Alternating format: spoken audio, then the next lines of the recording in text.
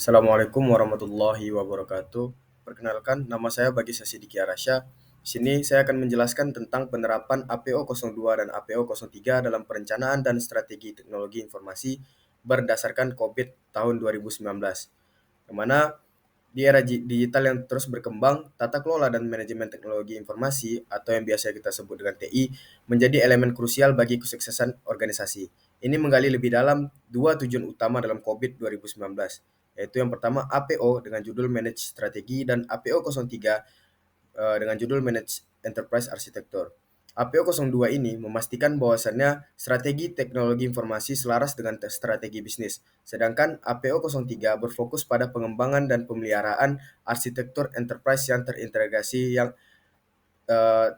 dan adaptif.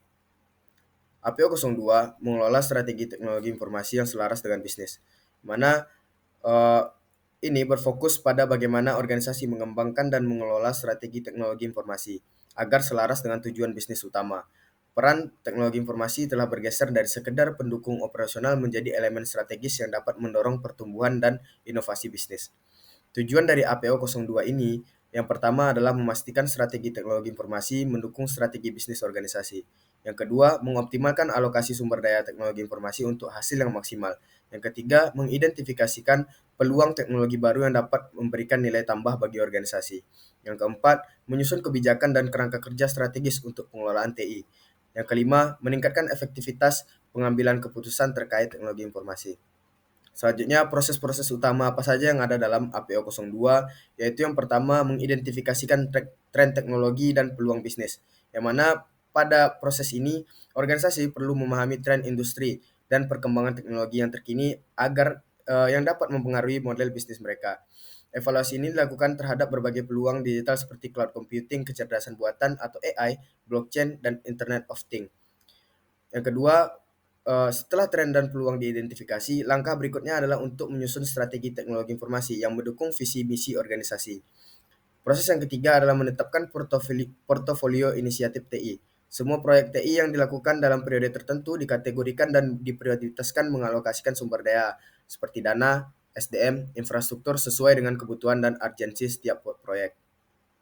Proses yang keempat itu menyusun rencana implementasi strategi teknologi informasi seperti roadmap yang mencakup jadwal pelaksanaan, pemantauan progres, serta mitigasi risiko potensial.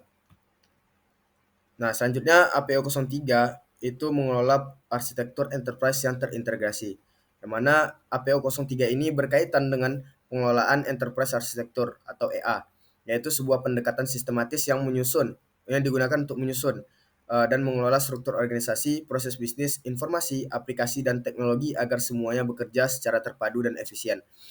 Tujuannya itu adalah yang pertama, membangun dan mengelola arsitektur perusahaan yang terstruktur dan terintegrasi. Yang kedua, memastikan keselarasan antara sinergi strategi bisnis, teknologi, dan operasional. Yang ketiga, meningkatkan efisiensi dan efektivitas dalam penggunaan sumber daya teknologi informasi. Yang keempat, mengurangi risiko terkait kompleksitas sistem dan redundansi data. Yang kelima, meningkatkan fleksibilitas organisasi dalam menghadapi perubahan teknologi dan pasar. Proses utama dalam APO03 ini yang pertama adalah merancang arsitektur perusahaan yang komprehensif, mencakup 4 domain utama: bisnis, bisnis seperti proses organisasi, data, informasi, model data, aplikasi, dan teknologi. Arsitektur ini harus selaras dengan strategi bisnis dan tujuan organisasi.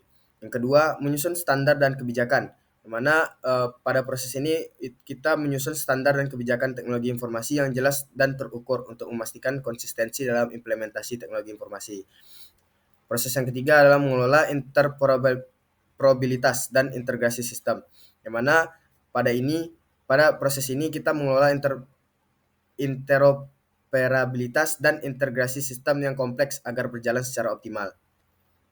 Nah, manfaat implementasi APO02 dan APO03 ini yang pertama, keunggulan yang kompetitif.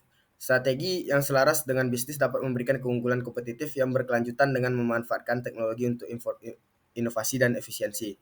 Yang kedua, pengambilan keputusan yang lebih baik. APO02 meningkatkan efektivitas pengambilan keputusan terkait teknologi informasi dengan memberikan wawasan dan analisis yang mendalam tentang tren teknologi. Yang ketiga, efisiensi operasional. APO03 meningkatkan efisiensi operasional dengan mengurangi kompleksitas sistem, redundansi data, dan operasional. Fleksibilitas dan adaptasi adalah yang keempat, di mana arsitektur enterprise yang terintegrasi dan adaptif memungkinkan organisasi untuk merespon perubahan teknologi dan pasar dengan cepat dan efisien. Selanjutnya, aktivitas kunci dalam APO02 dan APO03. Pertama, analisis SWOT teknologi informasi. Melakukan analisis SWOT ini yang mendalam pada fungsi teknologi informasi mempertimbangkan keselarasan strategis dengan tujuan bisnis, identifikasi peluang inovasi teknologi, dan mitigasi resiko terkait implementasi arsitektur enterprise. Analisis ini membantu organisasi memahami kekuatan dan kelemahan internal, serta peluang dan ancaman eksternal. Yang kedua, keterlibatan aktif pemangku kepentingan, yang mana melibatkan pemangku kepentingan utama seperti manajemen senior secara aktif dalam proses perencanaan strategis. Lalu penyusunan peta jalan arsitektur enterprise, yang mana mengembangkan peta jalan ini yang rinci mencakup tahapan implementasi, integrasi sistem, standarisasi teknologi, dan transisi menuju arsitektur target yang mendukung tujuan bisnis jangka pendek dan jangka panjang. Selanjutnya, pemantauan dan evaluasi KPI strategis, Key Performance Index. Melakukan pemantauan dan evaluasi berkala terhadap implementasi strategi teknologi informasi berdasarkan KPI yang selaras dengan tujuan bisnis. Simpulan dari PPT ini adalah penerapan APO02 dan APO03 dalam COVID tahun 2019 merupakan langkah penting dalam meningkatkan tata kelola dan manajemen teknologi informasi. Dengan strategi teknologi informasi yang selaras dengan bisnis dan arsitektur enterprise yang terintegrasi dan adaptif, organisasi dapat memanfaatkan teknologi informasi sebagai aset strategis yang mendukung pertumbuhan dan memberikan nilai bisnis berkelanjutan. Implementasi yang efektif memastikan bahwasannya investasi teknologi informasi memberikan ROI atau Return on Investment yang optimal dan mendukung inovasi yang berkelanjutan. Selain itu, penerapan ini membantu organisasi untuk lebih responsif terhadap perubahan besar dan kebutuhan pelanggan. Saran dari PPT ini tingkat keterlibatan pemangku kepentingan dengan menerapkan mekanisme komunikasi yang lebih efektif seperti diskusi rutin dan platform kolaborasi online. Memperbarui kebijakan teknologi informasi secara berkala agar tetap sesuai dengan kebutuhan bisnis dan regulasi yang berlaku, termasuk mempertimbangkan tren teknologi terbaru dan potensi ancaman keamanan. Sekian yang dapat saya sampaikan. Saya ucapkan terima kasih. Assalamualaikum warahmatullahi wabarakatuh.